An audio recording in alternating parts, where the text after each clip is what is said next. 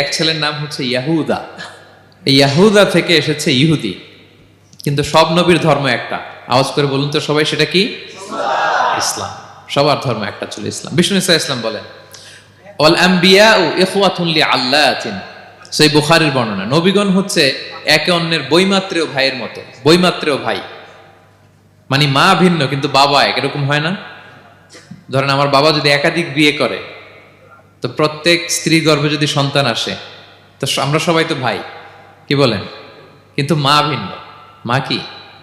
তবে বাবা এক। নবীদের দৃষ্টান্তটা এরকম, আল আম্বিয়া ও ইখওয়াতুন লিআল্লাহ।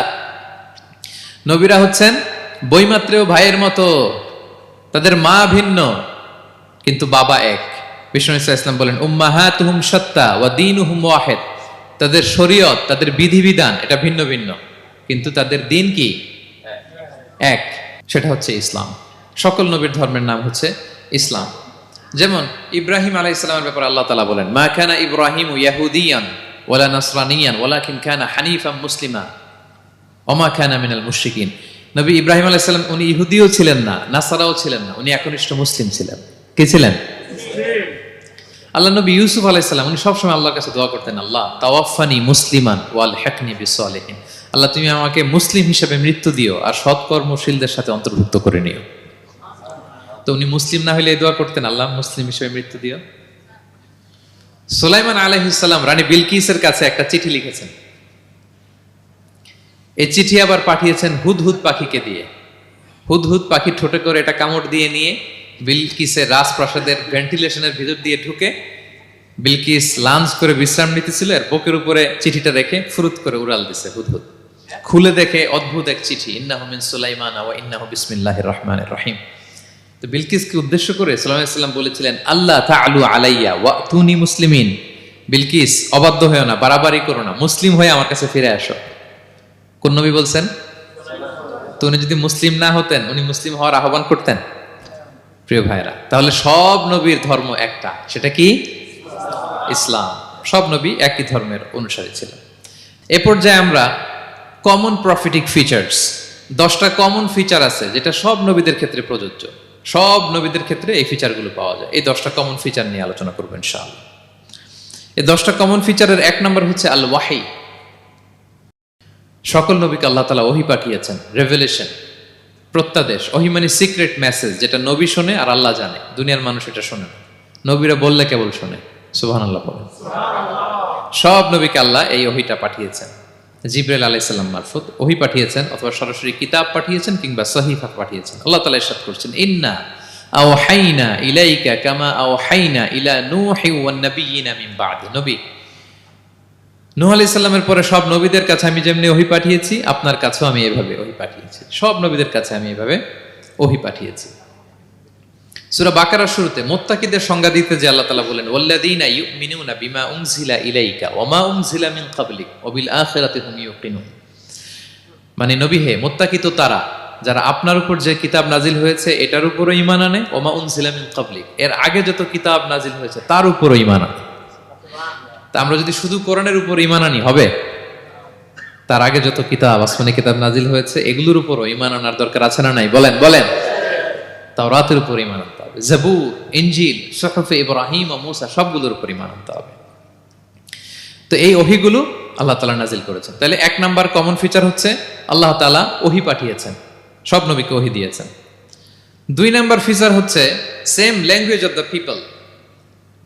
নবীকে আল্লাহ তাআলা যেই জাতিগোষ্ঠীর কাছে পাঠিয়েছেন তিনি ওই জাতির ভাষাতেই কথা বলেছেন। ধরেন মালয় এলাকাতে যদি আল্লাহ নবী পাঠান আর ওই নবী যদি আরবিতে কথা বলে, তা আমাদের মালয়েশিয়ান ভাইরা বুঝবে?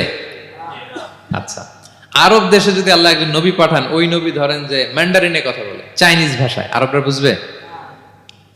চায়নাতে ধরেন আল্লাহ তাআলা এক নবী পাঠালো, সে ওখানে যে হিন্দি ভাষায় কথা বলে, চাইনিজ লোকেরা বুঝবে না। তাহলে যেই জাতির কাছে আল্লাহ পাঠাইছেন ওই জাতির ভাষা দিয়ে আল্লাহ নবীকে পাঠাইছেন। সুবহানাল্লাহ। আল্লাহ তাআলা ইরশাদ করেন, ওয়ামা আরসালনা মির রাসূলিন ইল্লা বিলিসানি কওমিহি লিউবাইয়িনা লাহুম। আল্লাহ তাআলা যত রাসূল পৃথিবীতে প্রেরণ করেছেন, বিলিসানি কওমি, যে জাতির কাছে প্রেরণ করেছেন ওই জাতির ভাষায় প্রেরণ করেছেন, যাতে করে নবীর কথা এরা বুঝে। নবীরা এসেছেন বাণীবাহক হয়ে। এখন এই বাণী যদি বুঝতে না পারে তাহলে কাজ হবে? এজন্য প্রত্যেক নবীকে আল্লাহ তাআলা যে জাতির কাছে পাঠিয়েছেন ওই জাতির ভাষায় পাঠিয়েছেন। 3 নম্বর হচ্ছে সকল নবীকে আল্লাহ তাআলা very good standard of character দিয়েছেন। চারিত্রিক দৃষ্টিকোণ থেকে অতুলনীয় ছিল এক একজন নবী। পা থেকে মাথা পর্যন্ত কালো দাগ ফেলার মতো কিছু ছিল না। আল্লাহু আকবার। মাসুম ছিলেন। আহলুস সুন্নাহ ওয়াল জামাআর আকীদা হচ্ছে প্রত্যেক নবী ছিলেন মাসুম, কোনো গুনাহ করেন নাই, নিষ্পাপ প্রতিটা নবী। সর্বোত্তম চরিত্র দিয়ে আল্লাহ তাআলা, অনুপম চরিত্র দিয়ে আল্লাহ তাআলা তাদেরকে পাঠিয়েছেন। আল্লাহ তাআলা বলেন, ওয়া ইন্নাকা লাআলা খুলুকিন আযীম, and verily you are on a very good standard of character. নবী হে, আপনি চমৎকার একটা ক্যারেক্টারের উপর প্রতিষ্ঠিত। আপনার আচরণের মতো, ক্যারেক্টারের মতো আচরণ অতুলনীয়, পৃথিবীতে দ্বিতীয়টা খুঁজে পাওয়া যায় না, ঠিক কিনা? কারণ নবীরা যদি মডেল হন, তাদের আচরণ যদি ভালো না হয়, তাহলে মানুষ কি তাদেরকে গ্রহণ করবে? মানুষ তো তাদের কাছ থেকে শিখবে, জানবে। তো জন্য তাদের আচরণ চমৎকার হওয়ার দরকার আছে না নাই? চমৎকার আচরণ, চমৎকার চারিত্রিক মাধুর্য দিয়ে আল্লাহ তাআলা পৃথিবীতে এক একজন নবীকে প্রেরণ করেছেন। সব নবীরা ভেরি গুড স্ট্যান্ডার্ড অফ ক্যারেক্টারের অধিকারী ছিল।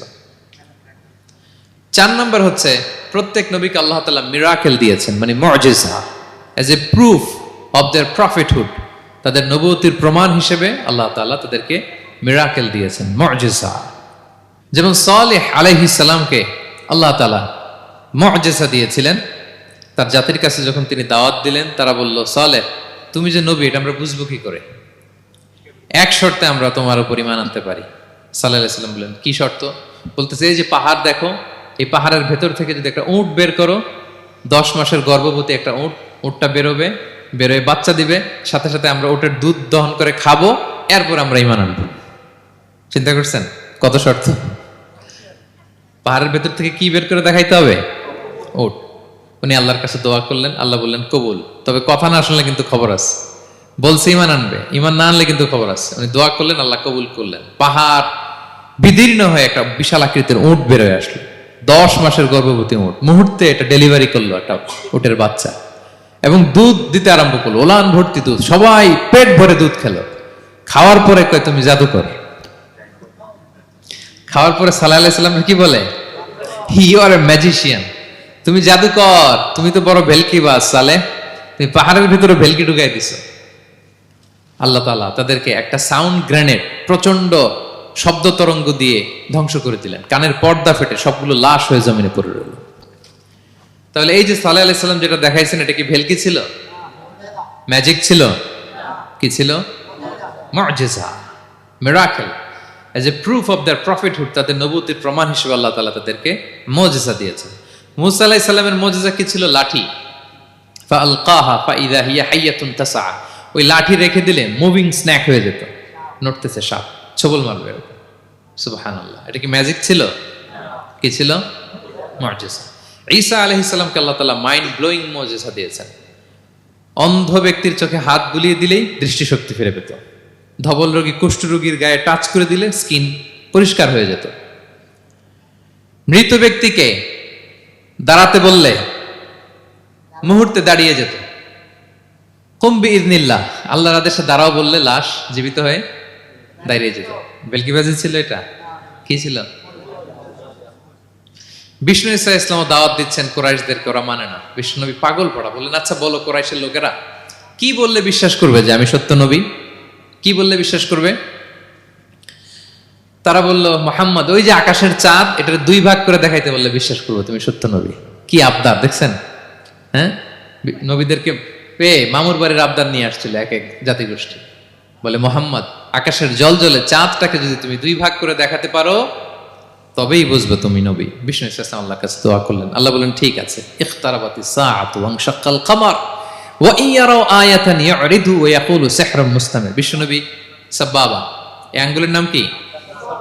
ইবহাম, সাব্বাবা, ওয়ুসতা, বিনসার, খিনসার। হ্যাঁ, আমরা ইংরেজি নাম ঠিকই জানি, আরবিটা জানি না। ইবহাম, সাব্বাবা, ওয়ুসতা, বিনসার, খিনসার। বিষ্ণু সাব্বাবা আঙ্গুলি উঠালেন। এটা শাহাদাত আঙ্গুলি বলে অনেকে, আসলে সাব্বাবা আরবিতে। তো বিশ্বনবী এভাবে আল্লাহর নাম নিয়ে চাঁদের দিকে ইঙ্গিত করলেন। মুহূর্তে আকাশের জ্যোৎস্না বিলানো চাঁদটা 2 ভাগ হয়ে গেল। কুরাইশরা দেখে তো অবাক। বিষ্ণু বললেন, এবার কথা অনুযায়ী ঈমান আনো।